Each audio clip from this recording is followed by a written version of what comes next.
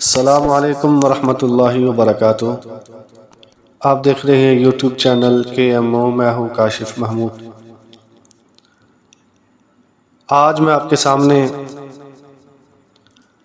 اہل اللہ کی رفاقت اور ان کی وابستگی کے بارے میں کچھ باتیں عرض کرتا ہوں۔ صوفیاء فرماتے ہیں کہ انسان کتنا ہی نالائق ہی کیوں نہ ہو،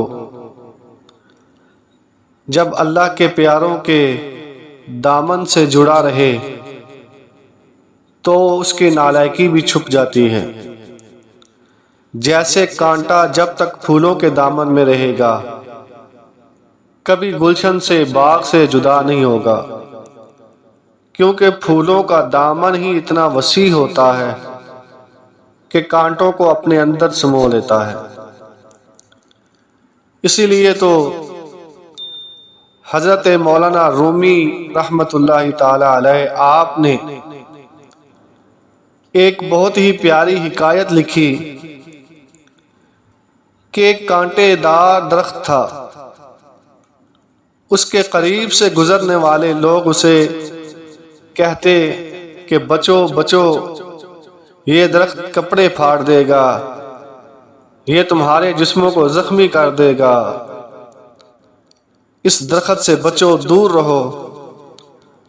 تو وہ درخت اللہ تعالیٰ کے سامنے رو کر کہنے لگا، اے میرے مالک، اے الہ العالمین، آپ تو مخلوق کے عیبوں کو چھپاتے ہیں،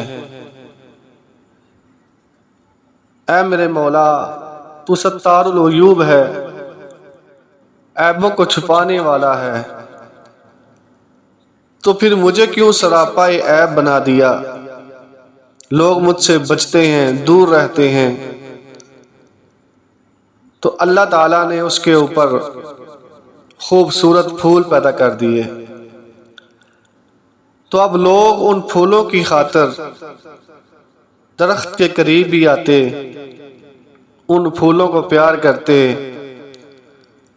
ان سے خوشبو حاصل کرتے، اور ان تمام فائدوں کی خاطر کانٹوں کو بھی ساتھ برداشت کر لیتے۔ اسی طرح سے کانٹے دار درخت کے تمام عیب پھولوں کے دامن میں آنے کی وجہ سے چھپ گئے۔ تو میرے دوستو، انسان کتنا ہی عیب والا کیوں نہ ہو، اگر وہ اہل اللہ، اہل دل جیسے قیمتی پھولوں کے دامن میں چھپا رہے گا تو کبھی بھی خدا کی رحمت کے گلشن سے نہیں نکلے گا۔ دعا ہے کہ ہمیں اہل اللہ سے وابستگی اختیار کرنے کی اللہ ہمیں توفیق عطا فرمائے۔